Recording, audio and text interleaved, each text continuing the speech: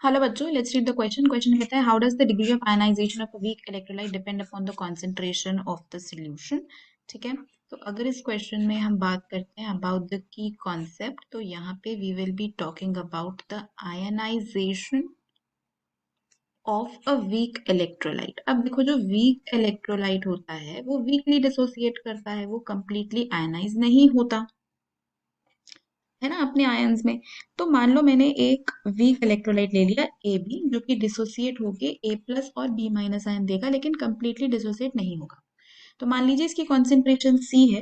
कुछ टाइम बाद जब ये डिसोसिएट हुआ तो उसका कुछ सी अल्फा डिसोसिएट हो गया, सी अल्फा बन गया और सी अल्फा बन गया। अल्फा यहाँ पे द डिग्री ऑफ डिसोसिएशन है। तो अब देखो, यहाँ पे अगर मैं इक्विलिब्रियम कांस्टेंट लिखूं या के ए लिखूं, विच इज तो या के लिख लेते हैं simply, the constant, right, the equilibrium constant for the dissociation of the weak electrolyte, वो क्या हो जाएगा, concentration of products, that is concentration of A plus B minus divided by the concentration of the reactant।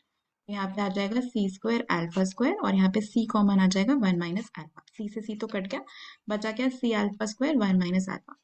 अब देखो, क्योंकि हमने बोला कि ये एक वीक इलेक्ट्रोलाइट है, तो मतलब इसका डिग्री ऑफ डिसोसिएशन बहुत कम होने वाला है, बहुत वीकली डिसोसिएट होता है। तो वन जो है वो अल्फा से बहुत बड़ा है, तो हम 1 माइनस अल्फा में अल्फा को निग्लेक्ट करके सीधा 1 लिख सकते हैं। तो यहाँ से के क्या आ जाएगा, सी अल्फा स्क्वायर, ये आ जाएगा, नीचे वाला तो 1 ही हो जाएगा। तो आपके पास यहाँ से जो रिलेशनशिप आ रहा है डिग्री ऑफ आयनाइजेशन और कॉन्सेंट्रेशन का, वो कुछ ऐसा है। मतलब जो आपका डिग्री ऑफ आयनाइजेशन है या डिग्री ऑफ डिसोसिएशन है वीक इलेक्ट्रोलाइट का, वो कॉन्सेंट्रेशन से इनवर्सली रिलेटेड है। So this alpha is inversely related to the under root of concentration. Concentration बढ़ेगी तो डिग्री ऑफ डिसोसिएशन कम होगा, एंड वाइस वर्सा। तो यही इस क्वेश्चन का आंसर है। Hope you understood it well. Best of luck.